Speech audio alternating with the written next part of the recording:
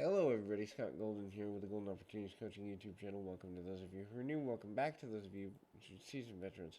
What we do around here is bring about conversation of a psychological, mental health, emotional health paradigm. We do that as often as we can, usually several times per week. This is our Life Lessons series, and we continue to be committed and connected to bringing you the Life Lessons series in an effort to make life a little easier for you in small, digestible ways.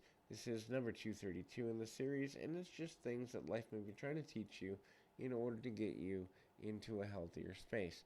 Um, and so, if you're looking for life, business, relationship coaching, would love to be of help to you in that way if I can. So feel free to reach out at PO Perception on Twitter and/or in the About Me section of this YouTube page. We can make something happen from there. What are some things that life may be trying to get you to focus on? Number one is your level of passion.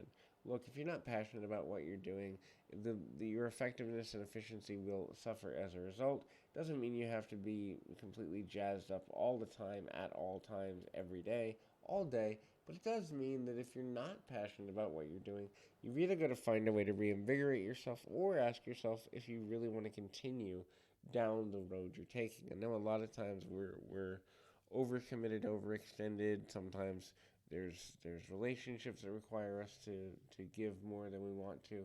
Sometimes there's friendships that require or work related things. But here's the thing, regardless, if you're not fully engaged, if you're not, fully invested, it's going to come across in how you behave, it's going to come across in how you present yourself, and that may not be in your best interest for a number of reasons, not limited to the fact that if people can see, sense, or feel that you really don't care what you're doing, it's going to affect how they see you and how seriously they take you.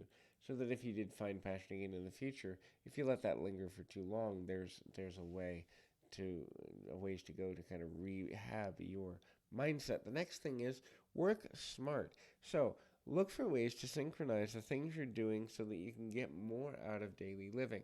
This means chunking things together that make sense for you. This means identifying your blind spots. This means looking at ways to streamline things you're doing so that they can be done quickly, efficiently, and effectively without having fear of not being enough. Focus on quality, quality time, quality performance, not quantity. I know a lot of times people want to get things done quickly so they can feel like they're a bigger influencer by the amount of content or amount of things they do, but in reality, if you're doing everything from a sloppy place, you're not going to get anywhere in the long run. You're not going to be in a healthy space. You're not going to get to a place where it's really a a good place to be per se. But you got to begin to understand the value of knowing how it is that you are kind of languaging through and languishing through that run.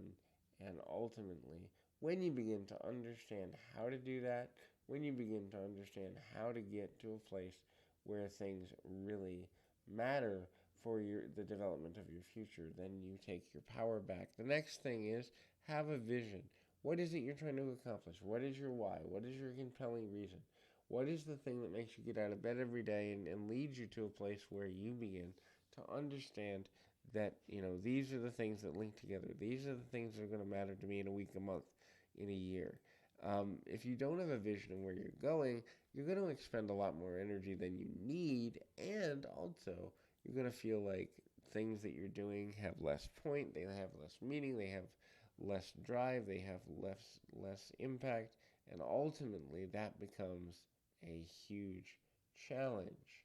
When you don't understand how to maximize your moments, minimize your stress, you're eventually going to feel ineffective and ultimately lead yourself in directions that lead to burnout and frustration, sadness, anger, depression, angst, and all the things you'd rather not have in your daily life, I'm pretty sure. The next thing to look at is, are you truly living with no fear? Look, fear is a necessary biochemical response. And in a situation where, for example, your life is in imminent danger, fear is a wonderful thing. But fear of anybody's reaction, fear of perception, fear of failure, fear of All of that is mental gamesmanship that can be altered and changed, and it really doesn't serve you to live with any level of fear. So hopefully this is helpful. Keep your feet on the ground, your mind in the moment. Until next time, everybody.